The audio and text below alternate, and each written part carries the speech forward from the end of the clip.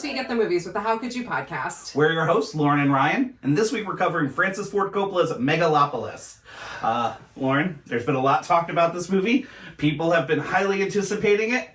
What do you think? So I've never woken up the morning after seeing a movie and looked at you and said, are we sure we saw that last night? It's confounding. It's a lot of ideas and a lot of, I think, intention with very little direction. There's like a scene at one point between Talia Shire and Adam Driver, and I was like, oh, okay, now we're cooking. Like, this is Francis Ford Coppola, like, greed and wealth and power, but family. And not that everything needs to come back to The Godfather, for sure not. But, like, at the same time, I thought there was going to be something there. And it just felt like this string of ideas that were obviously cooked in the 80s and 90s, where some of this commentary would have felt more relevant or more revelatory. Whereas now it's like, okay, there's certain comparisons you're making that are just like text. Like, this is not subtext, this is just text. And then a really strange series of, is this surrealistic? Is it an allegory? Is it metaphorical? It was just a mess. Yeah, as in, you know, what a mess. What a mess. I mean, it is, yeah, it's completely, you couldn't have said it better. Yeah.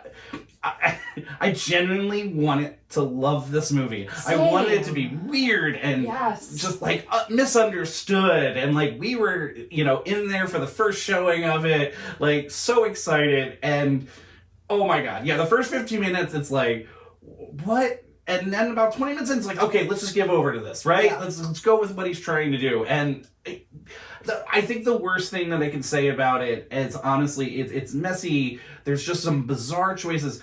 But ultimately, there is a long stretch of time, it's just boring.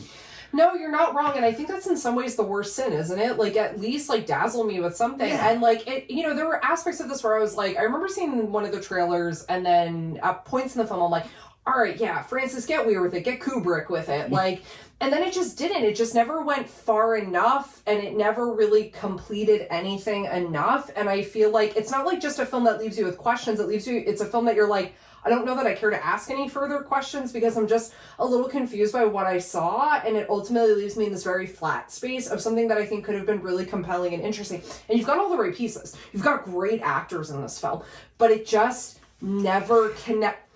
Okay, in other words, actors, they're good. They're just really miscast in weird Yes. ways. Like, we both love Aubrey Plaza. Like, she is great. Yeah. She just...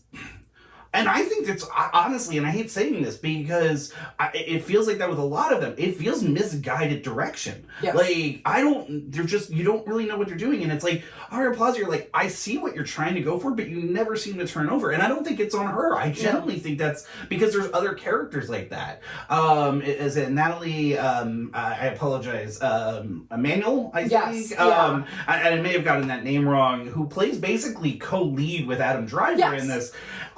There's just long points of just really just bizarre, like, lapses of time and moments where, you know, it's just stale. It's very bizarre. There's some strange character development, and I think the problem is this. It has all the markers of something that's like, I'm telling you this is an epic film without actually giving me an epic film. And I think the problem is it tonally didn't know what it wanted to be. I think it, like, wanted to be edgy and then pulled back on the edge, and then I think it tries to wrap things in a bow at the end that felt like a tangled mess of ribbons. Like, and I'm just left going, like, what happened? And I think this is the thing. I think you and I really wanted to like it, and I will also say this. I am an open vessel right now. If someone can give me some scholarship or criticism to explain to me what I missed, I'm hoping it's this didn't work for me, but there's something genius here, because I don't want this to be what it was. There's just not. You know what? Yeah. I you know, and we always try to look for the subtext and all of that, but this is just not there. It's a director that, like you said, has been thinking about this project for years, and unfortunately, it just became a mess. I think the self-financing did not help, you know, and I think that's very telling. There's a weird aspect of it that we found out later that essentially is meant to have a live actor in the theater. Like, you're already, behind the 8 ball by Yes. trying to put that into your movie. If you're putting gimmicks into your movie, it's not a good sign. No, because I think the problem is this is not like a time in which people are showing up to the theater in a way where a gimmick like that, like a William Castle, could draw you in.